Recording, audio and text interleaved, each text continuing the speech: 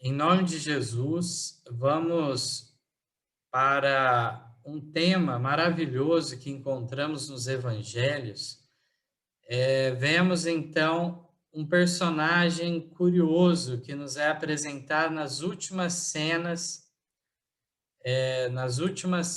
da sua vida, do seu ministério terrestre. Então, eu vou compartilhar aqui os textos, os irmãos vão acompanhar em conjunto. Primeiramente, então, nós vamos ver alguns textos bíblicos falando sobre Simão de Cirene. Nos evangelhos de Mateus, Marcos e Lucas é relatado, mas vamos ver apenas alguns textos. Primeiramente, Atos 2:10 declara o seguinte: Efrígia e Panfilha, Egito e partes da Líbia, junto a Cirene, e forasteiros romanos, tanto judeus como prosélitos. O que esse texto de Atos está nos falando? Está nos falando justamente da descida do Espírito Santo no Pentecostes. E aí o que ocorre? Havia pessoas, judeus ou prosélitos da fé judaica, de várias regiões do mundo de então. E uma das regiões aqui destacadas é Líbia, junto a Cirene. E até os dias de hoje, então, a região de Cirene faz parte da nação da Líbia, em nossos dias, no norte da África. Então, esse Simão, que nós estamos falando, não temos o sobrenome, a filiação dele, mas a região da qual ele veio, do norte da África, então de Cirene. Vamos agora a Marcos, que nos comenta sobre ele. Marcos, capítulo 15, verso 21, nos relata o seguinte: E constrangeram um certo Simão Cirineu, pai de Alexandre de Rufo, que por ali passava, vindo do campo que levasse a sua cruz. Então, aqueles que ainda não tinham identificado o personagem, Simão Cirineu, ou Simão de Cirene, este, então, é o que é encarregado, obrigado pelos romanos, né? Visto que Jesus já por 2 vezes tinha caído, desfalecido sobre o peso, a fraqueza com a qual ele estava, e vamos ver nos textos de Ellen White o relato maravilhoso sobre isso. Aqui vemos que, de fato, ele foi constrangido pelos romanos a levar a cruz. E aqui nós vemos um detalhe interessante que está no Evangelho de Marcos apenas, que fala que ele era pai de Alexandre e de Rufo. Essa referência do evangelista Marcos pode nos levar à conclusão de que aqui Marcos estava relatando, comentando pessoas que eram, então, familiares ao público em que se endereçava esse evangelho. E aí, por conseguinte, Alexandre e Rufo, possivelmente, então, eram cristãos. Na época já do acontecimento ou posteriormente, então, se tornaram de modo a fazerem parte da igreja cristã. Veremos mais detalhes sobre isso na narrativa de Ellen White. E aqui, então, temos um outro texto ainda, Romanos 16:13. Romanos 16:13, que é uma possível referência também ao mesmo personagem aqui relatado. Aqui foi falado de 2 filhos de Simão Cirineu, Alexandre e Rufo. E em Romanos 16:13 nos fala: saudai a Rufo, eleito no Senhor, e a sua mãe, Eminha. Então, aqui, no capítulo 16 de Romanos, há várias saudações, né? E vemos, então, de maneira maravilhosa aqui Paulo havia um certo vínculo com a mãe de Rufo, né? E vemos, então, uma possível identificação de um Rufo com o outro. E vamos então agora à narrativa que Ellen White nos traz sobre isso, no Desejado de Todas as Nações.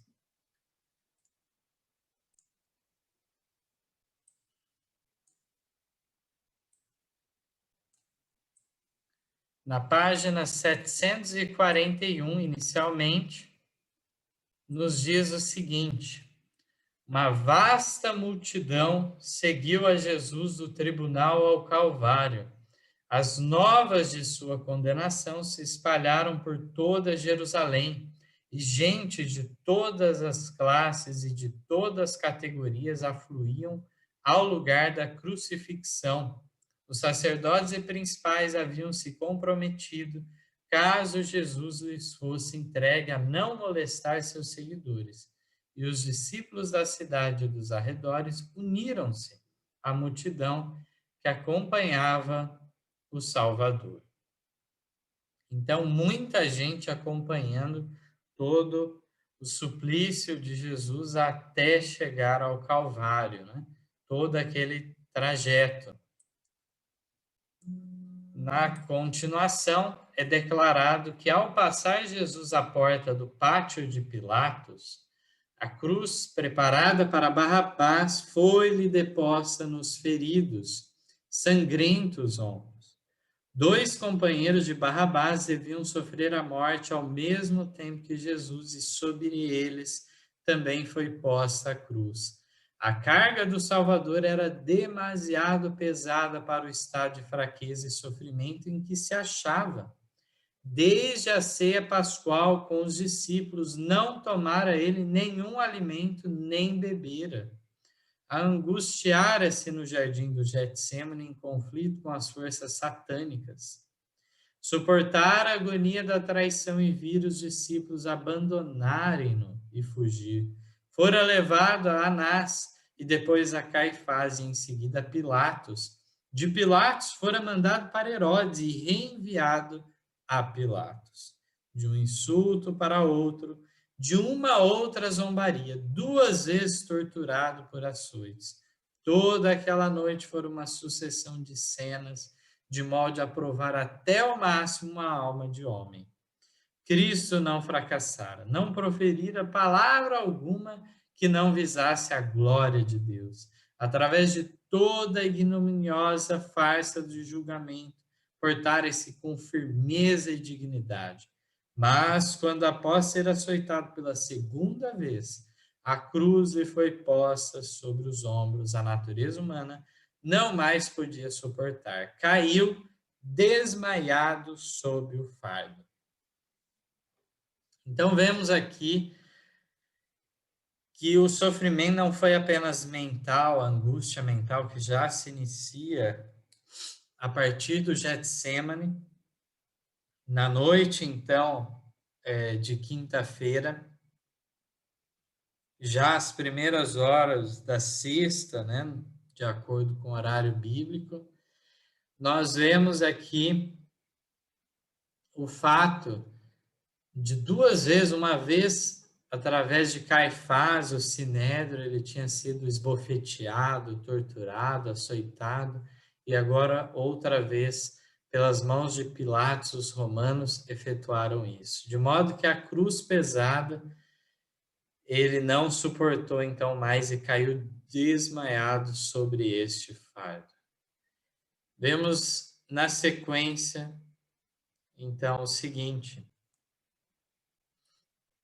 a multidão que seguiu o Salvador viu seus fracos, vacilantes passos, mas não manifestou compaixão. Insultaram-no, injuriaram-no, por não poder conduzir a pesada cruz. De novo lhe foi posto em cima o fardo, e outra vez caiu desmaiado por terra. Viram os perseguidores que lhe era impossível levar mais adiante aquele peso. Não sabiam onde encontrar alguém que quisesse transportar a humilhante carga. os próprios judeus não o podiam fazer, pois a contaminação os impediria de observar a Páscoa. Ninguém mesmo dentre a turba que o acompanhava quereria rebaixar-se e carregar a cruz. Que situação é essa do nosso Senhor? Né? As pessoas preocupadas com determinadas formalidades, então julgavam que não poderiam se contaminar dessa forma, senão não participariam da Páscoa. Estavam lá em volta até mesmo discípulos seus, das pessoas que tinham ouvido as suas palavras ao decorrer de seu ministério. E muitos acharam que aquilo era, de fato, muito humilhante.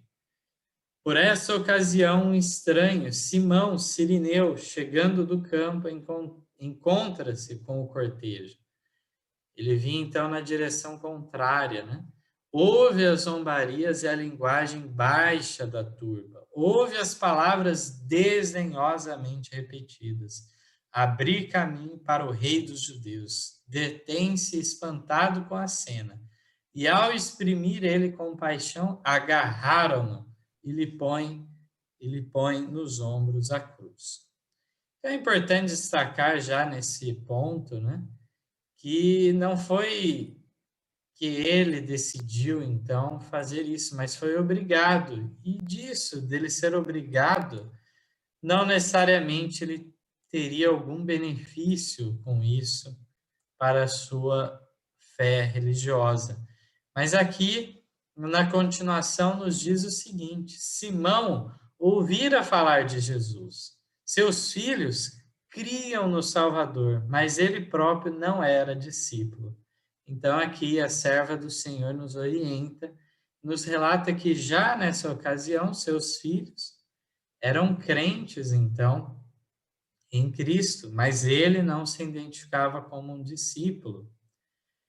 O conduzir a cruz ao Calvário foi-lhe uma bênção e posteriormente mostrou-se sempre grato por essa providência. Isso levou a tomar sobre si a cruz de Cristo por sua própria escolha, suportando-lhe sempre animosamente o peso. Então, a região, né, que ele vinha era provindo de Cirene.